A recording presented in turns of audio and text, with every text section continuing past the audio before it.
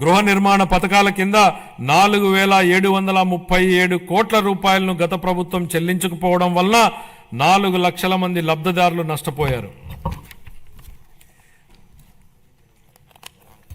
గృహ నిర్మాణానికి షెడ్యూల్డ్ కులాల వారికి అదనంగా 50,000 రూపాయలు మరియు షెడ్యూల్ తెగల వారికి అదనంగా 75,000 రూపాయలు ఆర్థిక సాయం అందించాలని మా ప్రభుత్వం నిర్ణయించింది. మేనిఫెస్టోలో ఇచ్చిన హామీల మేరకు మా ప్రభుత్వం గత 7 నెలల్లో అసంపూర్తిగా ఉన్న 1,15,000 బలహీన వర్గాలకు చెందిన వారి ఇళ్లను పూర్తి చేయడం జరిగింది. ప్రస్తుతం కొనసాగుతున్న ప్రధానమంత్రి ఆవాస్ యోజన పథకాల కింద 26 మార్చి నాటికి 7 లక్షలకు పైగా ఇళ్లను పూర్తి చేయాలని మా ప్రభుత్వం ప్రతిపాదిస్తోంది.